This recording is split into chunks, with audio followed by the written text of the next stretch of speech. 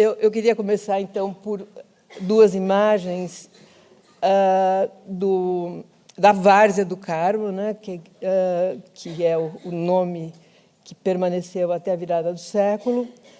E essas duas imagens, feitas pelo Benedito Calixto, esses dois quadros estão no Museu do Ipiranga, e mostram, então, a várzea inundada. É muito interessante que essa é uma imagem feita de um lugar preciso da cidade, que é a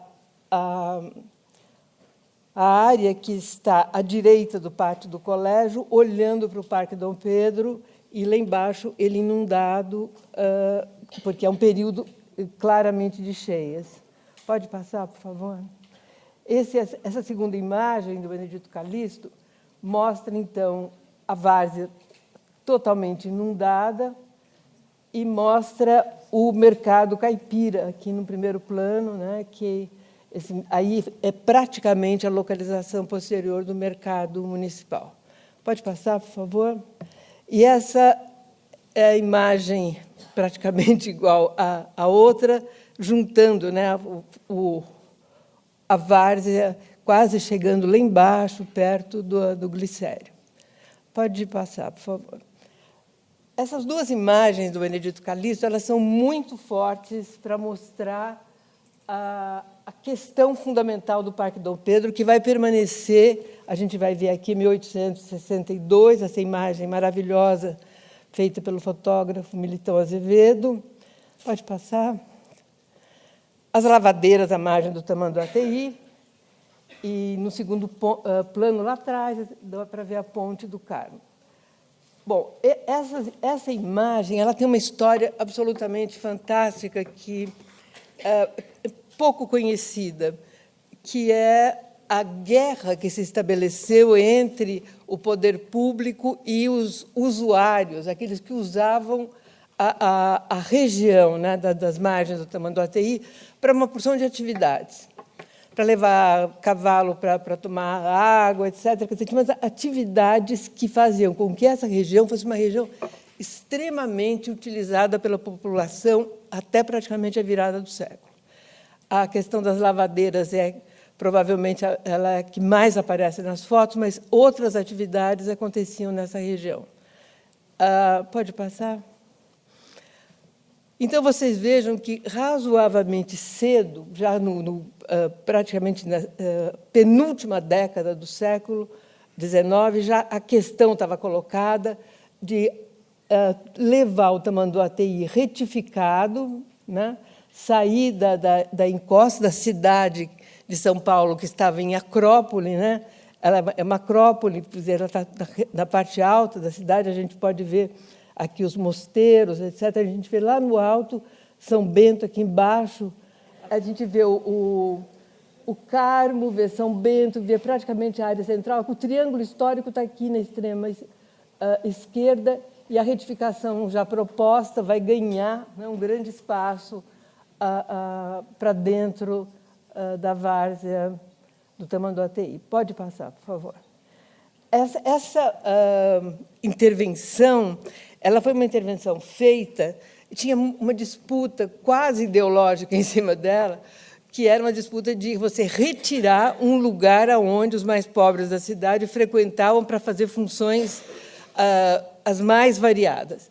Então, provavelmente, essa retificação de 1900, ela foi uma retificação muito mal vista pela população. É uma coisa que tem textos, né, que falam, quer dizer, da dificuldade que essa gente que usava a várzea iria enfrentar. Por outro lado, a várzea inundada no inverno, nas chuvas, na cheia, né, ela produzia problemas sanitários dentro da cidade. Né? Tinha mosquito, tinha problemas, etc. Então, era progresso. Essa presença da retificação aí, ela aparecia mesmo como um grande progresso, uma vontade de fazer com que essa região ganhasse uma nova função dentro da cidade. Tá bom, obrigada, Martim. Então, fui eu que passei? Não. Não. Então, pode passar, por favor. Vocês vejam que, em 1900, a retificação está sendo executada. Em 1906, essa aqui é uma ponte em frente ao Paris, na região ali, quer dizer, leva lá para dentro do Paris. Aquela região já estava inundada novamente. Esse pontilhão era um pontilhão que ficava muito mais alto. Em outras fotos, a gente pode ver. Pode passar, por favor. Bom, a primeira década e início da segunda, elas, então, tiveram como premissa, né, importante dentro da cidade, todos os prefeitos, o João Teodoro, todos eles falavam que o que tinha que ser feito em São Paulo era o saneamento da Várzea do Carmo. E o saneamento, puro e simples, através da retificação, não tinha logrado muitos bons efeitos. Aí, então, chamam o Bouvard, que estava presente em São Paulo de uma maneira, como é que eu vou dizer, não é inexplicável, mas muito permanente. Ele fez desenhos para várias áreas da cidade, até para o interior do Estado. O Bouvard, então, faz o primeiro desenho, em 1911, nitidamente um desenho de um parque que tinha elementos dos parques ingleses, com as grandes caminhos, né, contornando, etc. E aquele projeto não chega a ser executado. Já no início do final, né, da verdade, da década de 10, mais ou menos 16, 17, chega o Couchet para fazer um novo projeto. E vocês vejam que o projeto do Couchet é bastante semelhante ao feito pelo Bouvard. E é esse que vai ser executado, é esse que a gente conheceu. Esse, então, é o parque, na inauguração, em 22. Pode passar, por favor? A mesma foto pode passar. E aqui, então, as pontezinhas que cortam, né, as áreas mais inundáveis. Vocês vejam que lá atrás a cidade já está se verticalizando, na década de 20. Aqui mostra, então, através de uma foto do Aurélio Beccherini, a inundação de 1900, que é aquela que a gente já viu. Pode passar, por favor. Aqui é a Várzea do Glicério, também do Aurélio Beccherini. Pode passar. E agora, uma vista aérea do centro de São Paulo, em 29. Quer dizer, o parque está instalado, completamente já presente na vida da cidade. Aqui a gente pode ver, então, a presença de um elemento francês, né, que é uma semi-estrela, né, do Enard, colocada aqui, e depois, então, os outros elementos. Eu me esqueci de falar uma coisa que é super importante.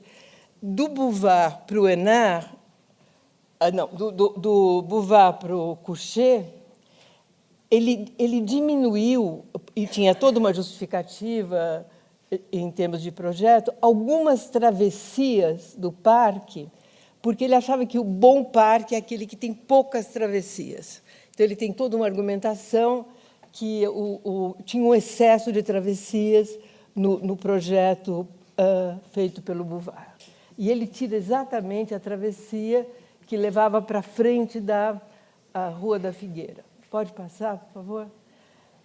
Aqui, eu achei interessante a gente olhar um pouco essa imagem, né? Uma imagem que, para a gente, é absolutamente conhecida, né? Do perímetro de radiação de 30, quando o Prestes Maia ele colocou uma coisa que é interessante a gente buscar essa questão para entender o pensamento dele. Aqui nós temos o perímetro de radiação, né, construído, e nessa região, aonde estava colocada Praça da Sé, ela desce e ela que vai fazer essa grande conexão, passando pelo Parque Dom Pedro, para fechar o perímetro de radiação.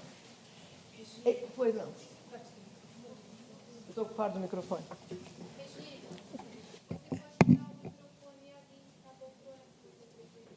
Não, aqui está bom. Não, vou sentar na poltrona e derrubar água. Bom, mas aqui, então, eu gostaria bastante que a gente visse que as conexões com o Parque Dom Pedro, ou passando sobre o Parque Dom Pedro, estavam muito colocadas pelo Prestes Maia. Quer dizer, não era aquela ideia dessa região ser uma região abandonada, uma região não vista, etc. Ela realmente, aqui ela se contradiz, né, pelo menos essa tese se contradiz, na medida em que essa descida, que foi depois a Rangel Pestana, ela está aí colocada com muita ênfase. Pode passar, por favor? Esse aqui é o parque em 54. Eu não achei nenhuma foto, mas o parque, na década de final dos anos 50, começo dos anos 60, ele era um parque onde tinha os circos e o parque de diversões Xangai, ficava lá, etc. E nenhuma foto registra isso.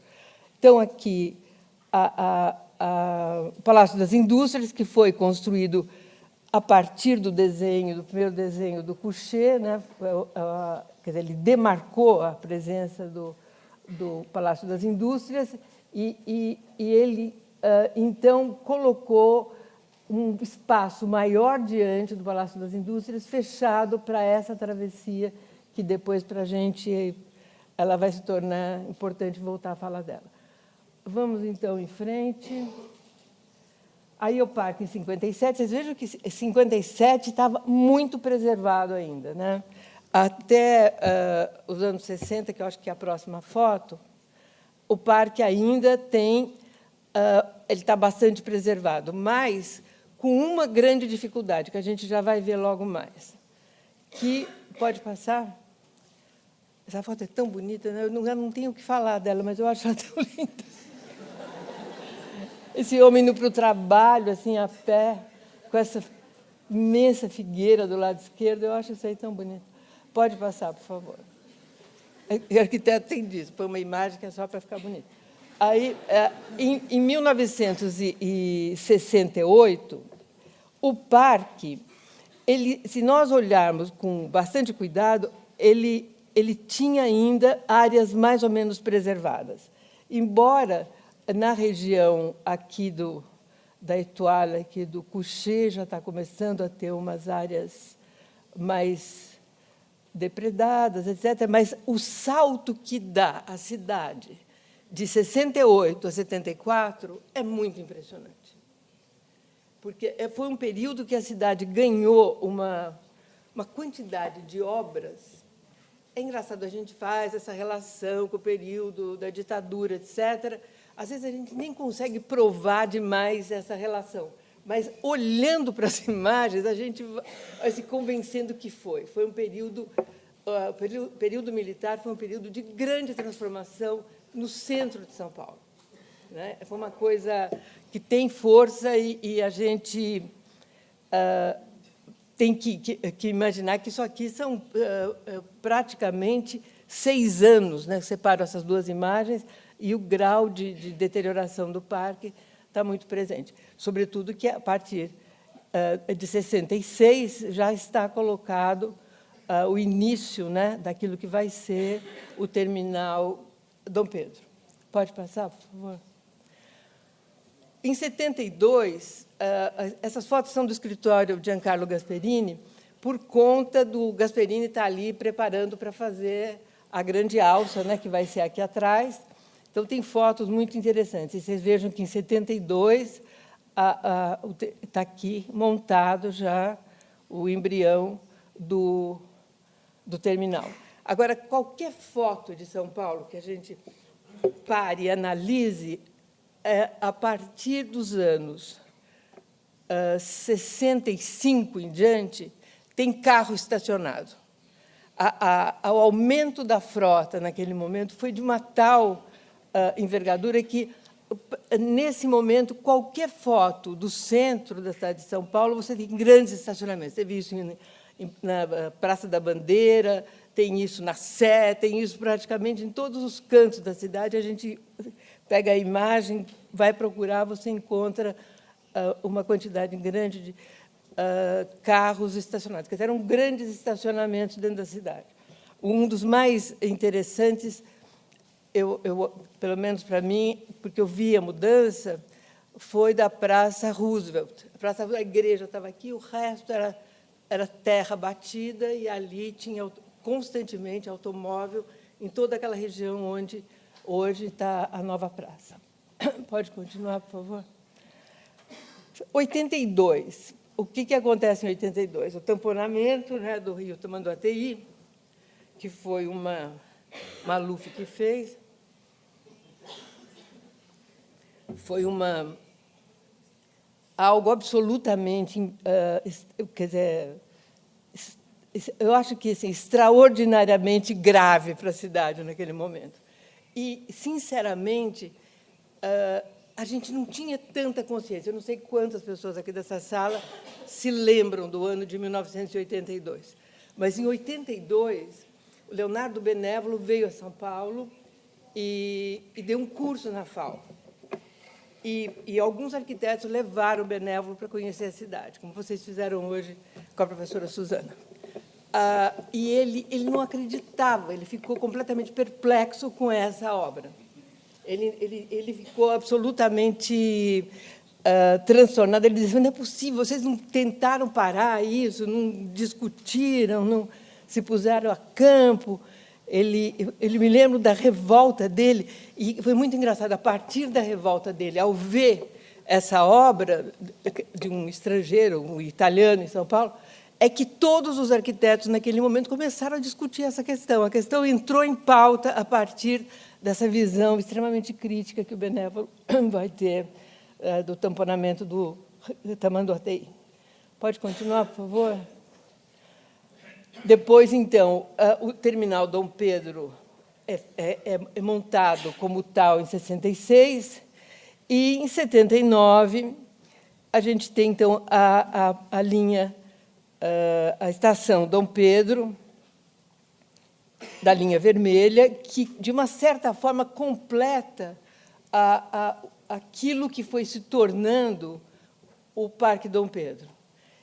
É muito interessante a gente observar que o total fracasso da ideia de um parque, que fracassou em todas as tentativas, levou o Parque Dom Pedro a ter uma função completamente distinta, que ficou, para o Parque Dom Pedro, a possibilidade de uma grande quantidade de infraestrutura que conectava a cidade com o setor que vai crescer de maneira mais forte, que é o setor leste da cidade. Então, quando a gente olha para o Parque Dom Pedro, que ele é o ponto de chegada da Zona Leste no centro, ele é o ponto de saída da Zona Leste no centro, e ele se tornou, nesse período, inteiramente funcional para a cidade que estava sendo montada. A questão das inundações também é outro elemento. Quer dizer, eu estou levantando aqui com vocês só para a gente começar a pensar no assunto. Por que, com todo o trabalho de retificação, quer dizer, alguns trabalhos importantes que foram feitos ali, não se conseguia vencer o problema da inundação? A enchente do rio gerava as inundações, e isso permaneceu presente na história da cidade. O que aconteceu é que a industrialização, a nossa primeira industrialização, o nosso primeiro setor industrial, nosso primeiro, na verdade, a presença da indústria na cidade de São Paulo se deu ao lado do Parque Dom Pedro, junto à Marginal Tietê, lá para cima. Todo o sistema hidrográfico passou a ser um sistema extremamente sujo. As indústrias que se colocaram ali, elas usavam o rio como descarte. Então, o grau de imundície que o rio tem na década de 40, já na década de 50 nem se fala, já está presente como questão até para o poder público, ela veio da industrialização pesada que se deu no setor leste do centro, não no setor leste do leste, leste do centro. Pode passar, por favor? Em 94, a gente tem, então, a reforma, né, do terminal Dom Pedro. Pode passar. E Em 2007, então, o Expresso Tiradentes, um pouco, faz o coroamento dessa cavalgada de desastre que aconteceu em cima dessa área, que é mais várzea do Carmo do que Parque Dom Pedro. Eu acho interessante a gente saber que esse trabalho que foi feito, esse plano urbanístico, acompanhado de 2 conjuntos de projetos, ele tinha como ponto de partida olhar para a história do lugar, para desse olhar e dessa análise tirar um partido de projeto, né? E ficou muito claro que dois elementos estavam ali presentes.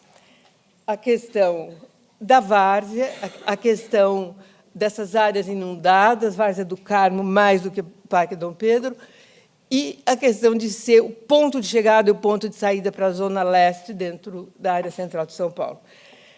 Quando nós fizemos o trabalho, levantamos alguns dados importantes sobre as linhas de ônibus. Então, o terminal tinha 93 linhas de ônibus e 200 mil usuários por dia. No pico da manhã, circulavam 806 ônibus por essa área, e 230 ônibus que eram ônibus que faziam passagem pelo parque, mas não tinham ali o seu terminal. Bom, com a chegada da estação Dom Pedro, aumentou razoavelmente o número de pessoas que ocupavam o vale como usuário de transporte público. Ele passou a atender 30 mil pessoas por dia. Somado com os 200 mil, já começa a fazer cada vez sentido maior. A presença desses elementos e a dificuldade de atravessar o vale criou uma segunda camada infraestrutural. Pode passar, por favor? Pode passar? Pode passar? Que foram as travessias, os viadutos que cortaram o Parque Dom Pedro. Então, vocês vejam que coisa interessante da gente observar que o saneamento, que foi a coisa mais importante no momento, na década de 10 e 20, que era fazer um parque ali para que aquela... quer dizer, primeiro retificar, depois colocar o parque, era uma ideia de garantir, dentro da cidade, um espaço transitável, um espaço verde, etc., que ligava a colina histórica com o território da Zona Leste. Acontece que uma imagem como essa, ela não é uma imagem da área central. Ela é uma imagem da metrópole. Né? É como um bumerangue que você joga lá para longe, ele volta para dentro. Né? A expansão do corpo urbano de São Paulo produziu essa imagem. Para poder circular, a cidade precisou produzir uma imagem com essas características. Então, quer dizer, nós estamos lidando com um pequeno espaço, embora seja um lugar imenso, que é um espaço que guarda a memória geográfica, a memória da natureza e a memória também de como se deu a urbanização da cidade. Porque a presença dessas travessias só se justifica se você tem muito para onde ir a leste e muito para onde ir a oeste.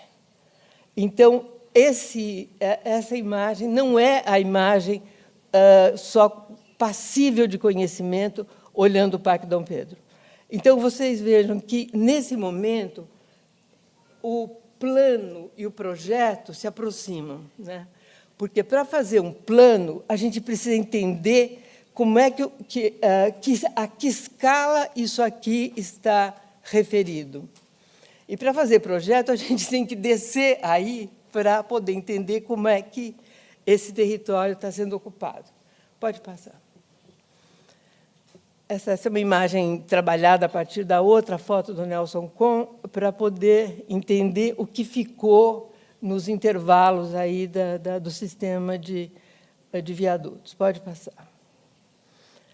Aí tem uma imagem que eu acho ela bastante surpreendente, interessante, que é, na medida em que nascem os viadutos, morre a travessia pedestre. Essa evolução, essa involução aí, ela é interessante porque ela mostra como a demanda até de travessia parecia quase inexistente dentro da cidade. Vamos continuar. E gerou aquilo que, numa linguagem do urbanismo ultracontemporâneo, gerou aquilo que a gente fala que são áreas residuais. Quando a gente pega todas as definições de áreas residuais, todas elas cabem para o Parque Dom Pedro, na medida em que elas são áreas onde você teve uma construção de um sistema unidimensional, e esse unidimensional aqui era a circulação. A ideia de que a cidade não podia parar, que que o automóvel ganhou a preponderância que ganhou, e o transporte público, apesar daqueles números que eu falei para vocês, era altamente insuficiente.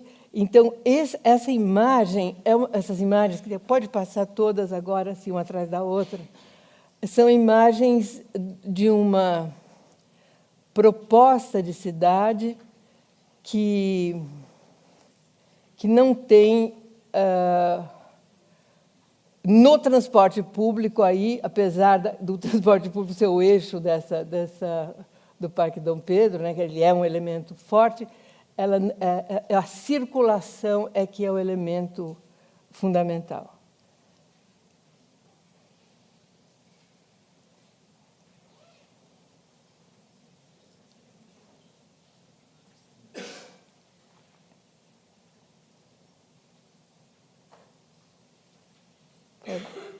Bom, então, com esse trabalho em cima, quer dizer, tem muito mais, eu estou fazendo uma hipersíntese para vocês do trabalho que foi feito, dos levantamentos que foram feitos, nós conseguimos tirar as questões que balizaram as proposições.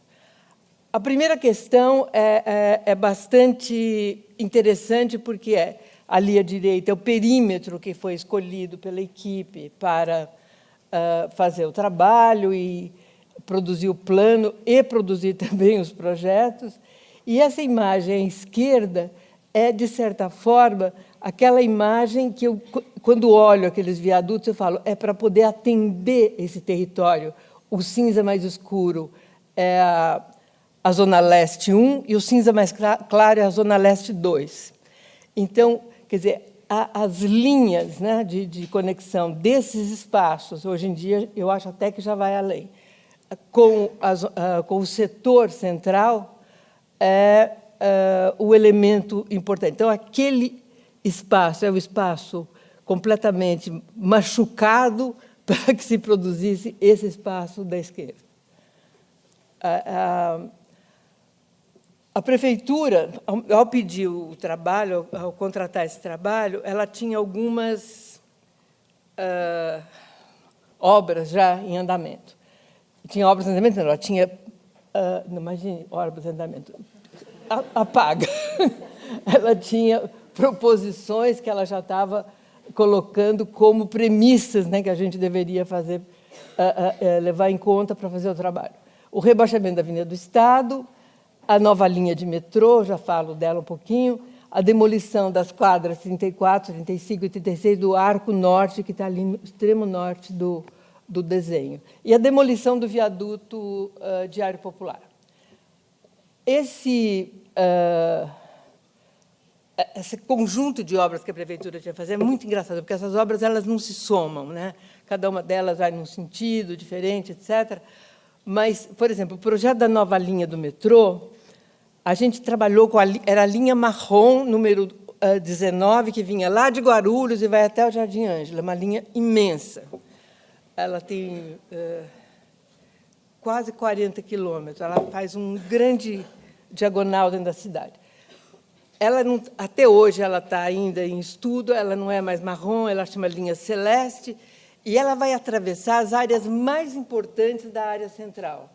Mas ela vai passar ao largo de todas as estações com as quais, da linha vermelha e da linha azul, com as quais ela poderia fazer algum tipo de articulação e transformar, finalmente, o nosso metrô em rede, né?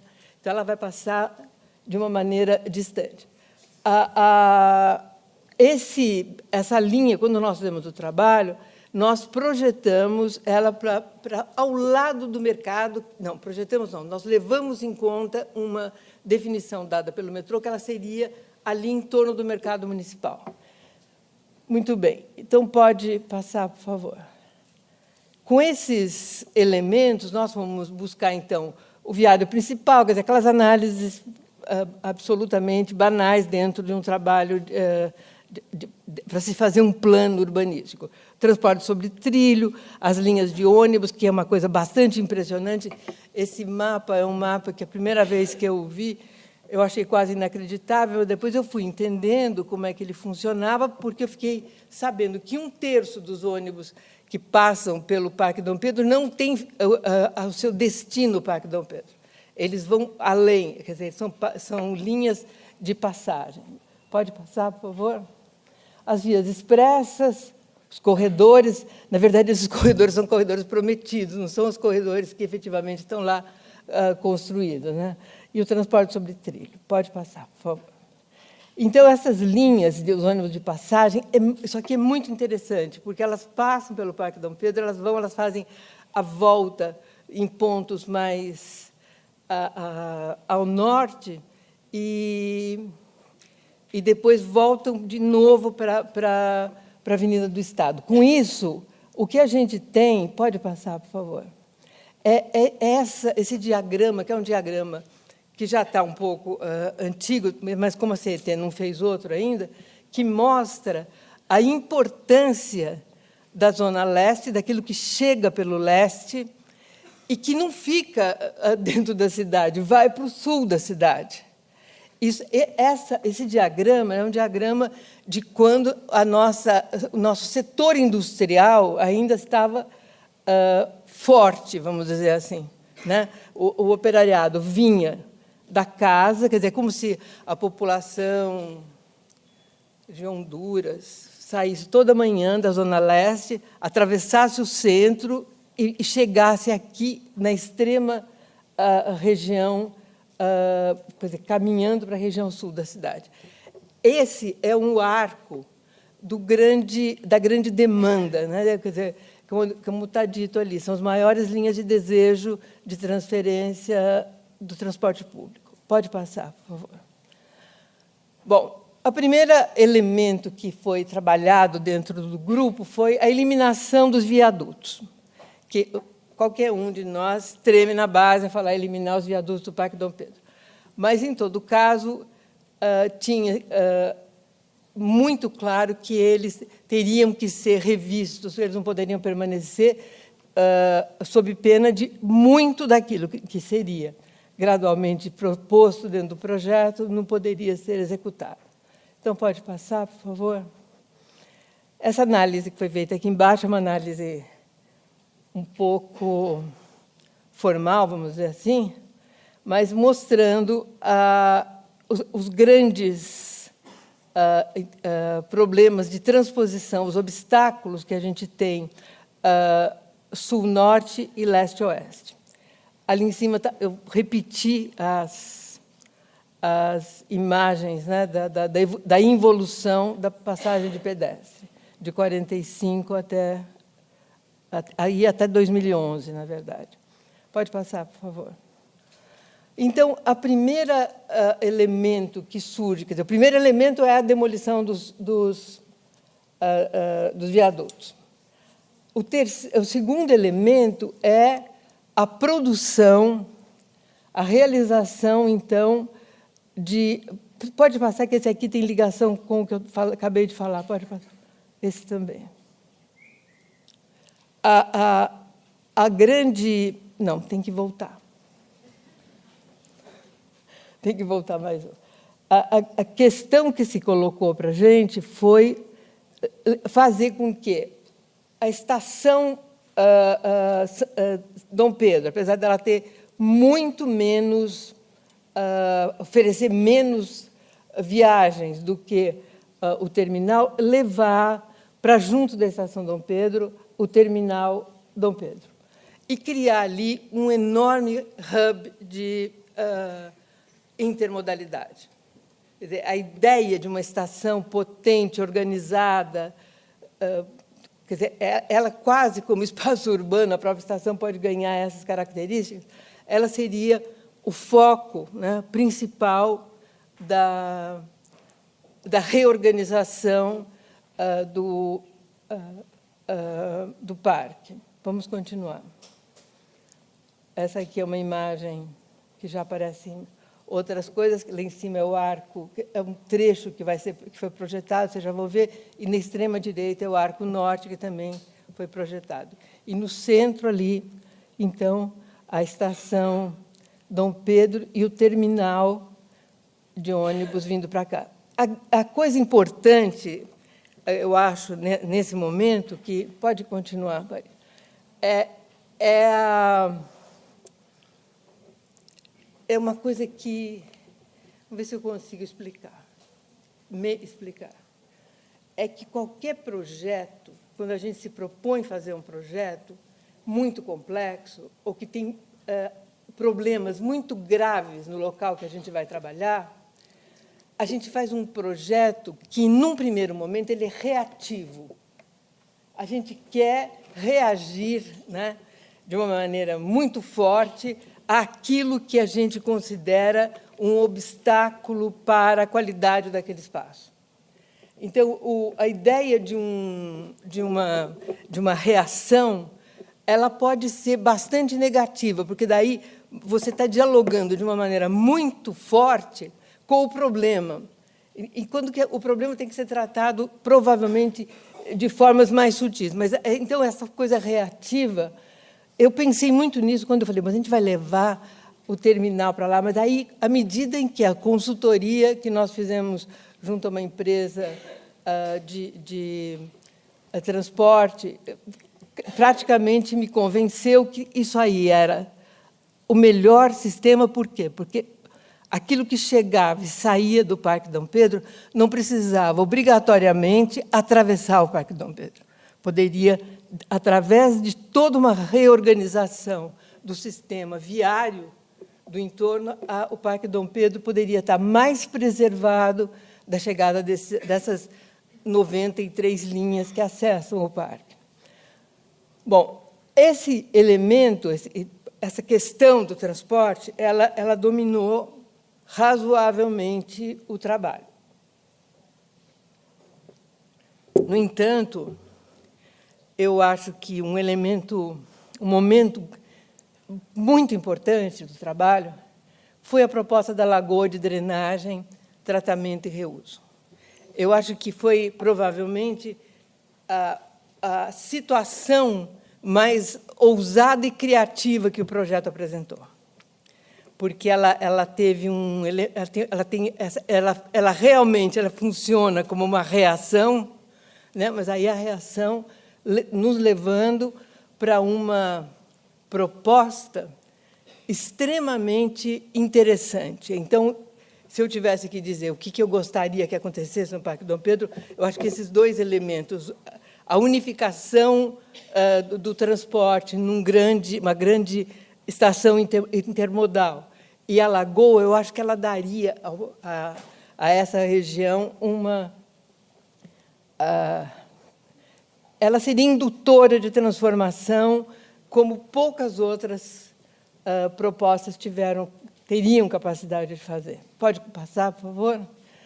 A lagoa, então, está aí, já associada às novas travessias, criando uma situação bastante interessante, porque a lagoa, através da consultoria, pode passar mais um slide, da consultoria da Hidroestúdio, Engenharia, ficou muito claro que não era uma lagoa qualquer, uma lagoa que tem uma sequência, né, de operações em relação à água que fazem com que a água ela seja captada depois das chuvas, ela passa por um sistema de filtragem, etc., através de formas bastante contemporâneas de se produzir. Então, a paisagem está sendo colocada aí e a água, então, ganha uma dimensão técnica, vamos dizer assim, bastante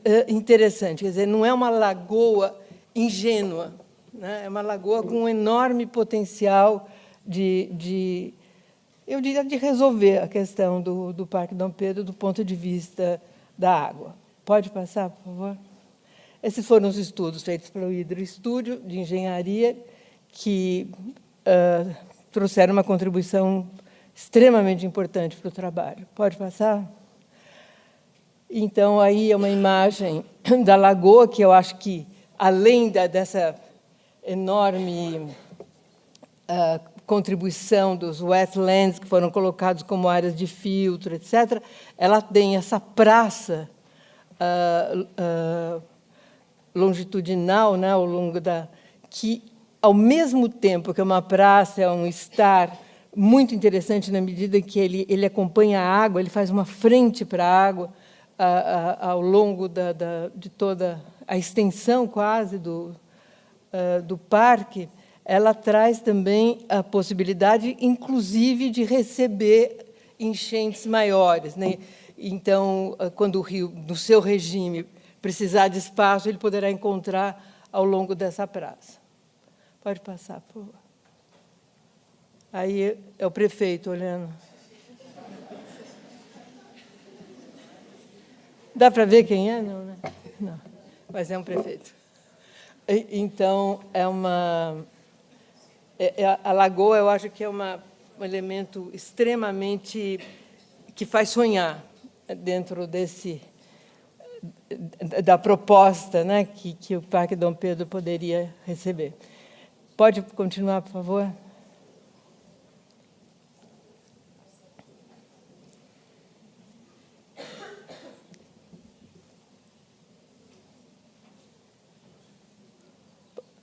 Bom, o terminal intermodal, eu praticamente já falei dele com aquelas imagens, mas a ideia aqui é tal como está hoje, né? A estação Dom Pedro aqui e o terminal está lá em cima, né? O Expresso Tiradentes e tudo mais, ele viria para conjugar, então, dentro daquela área.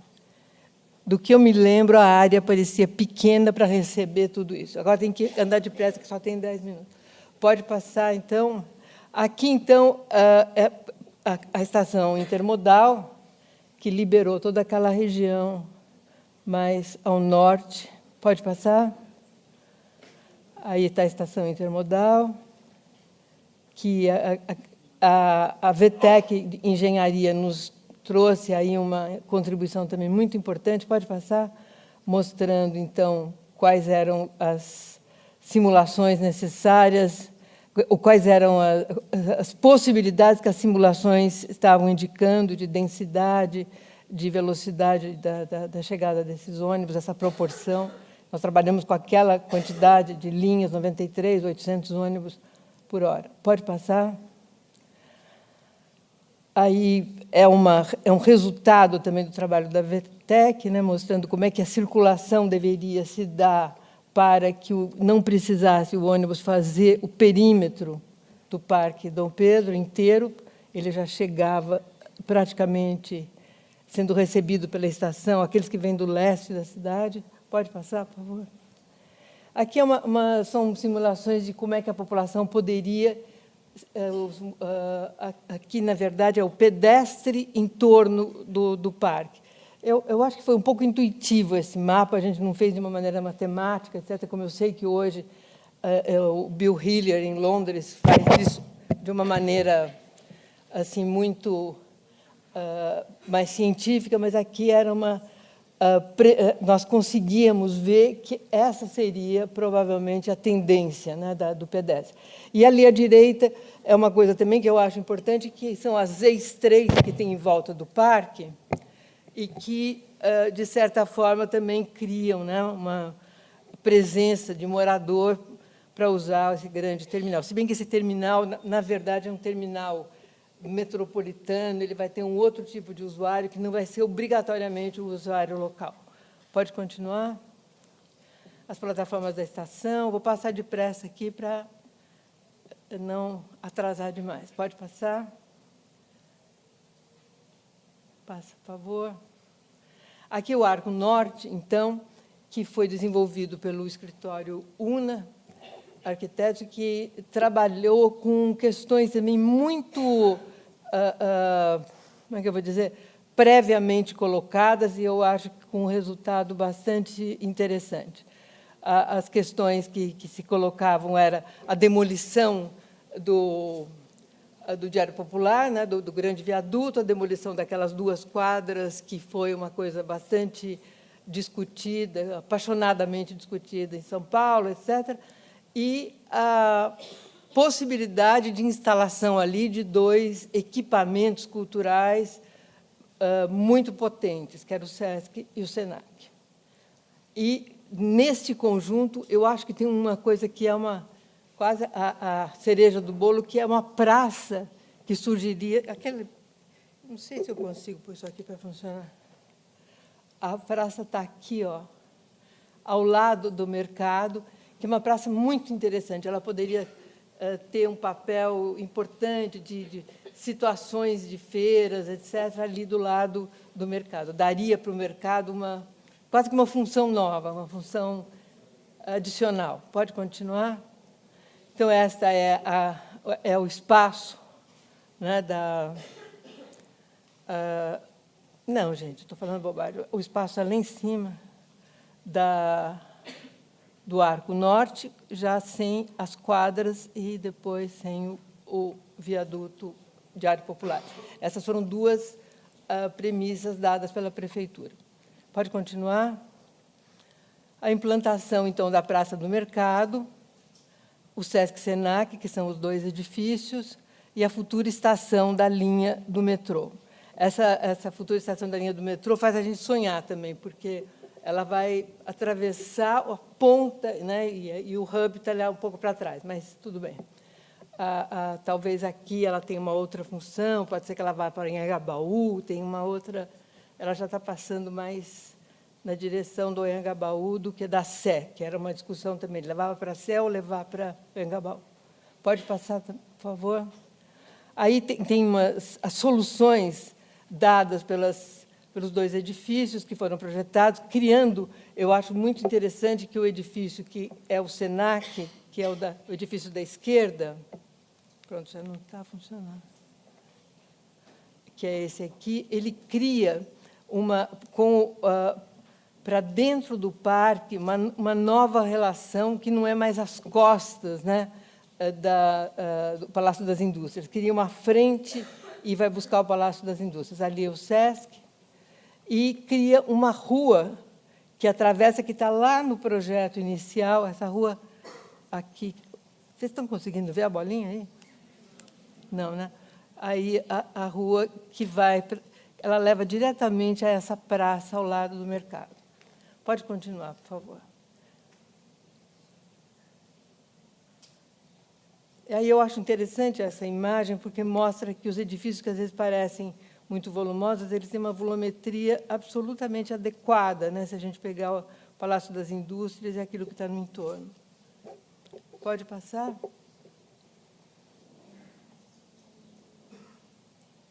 Aqui é a partir da Praça do Mercado. Pode passar? A ideia, né, de uma atividade noturna hoje é muito bem vista. Eu fico imaginando que vai poder ter atividades noturnas em equipamentos como esse, que, na medida em que a Biblioteca Mário de Andrade já fica 24 horas por dia aberta, né?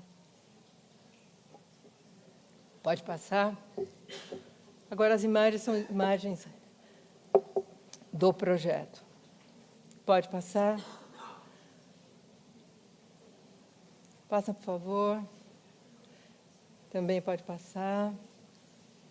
Agora, então, o arco oeste, que eu acho quase mais difícil, complicado de explicar, porque ele tem muitas entradas.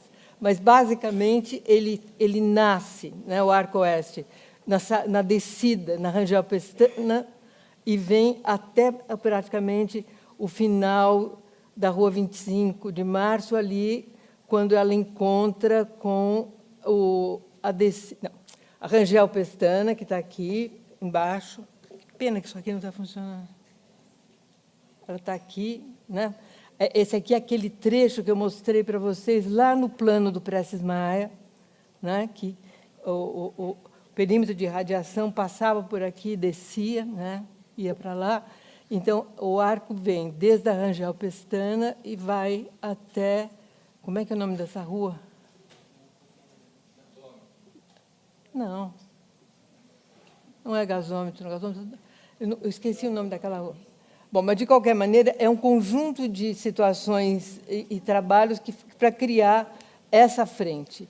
Ao contrário do que foi proposto para o Arco Norte, aqui no Arco Oeste são programas de outro tipo, são programas comerciais, quer dizer, edifícios comerciais, etc.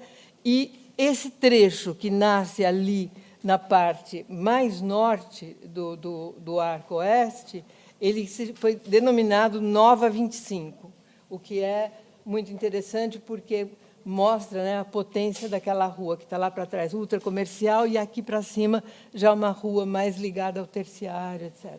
Pode passar, por favor.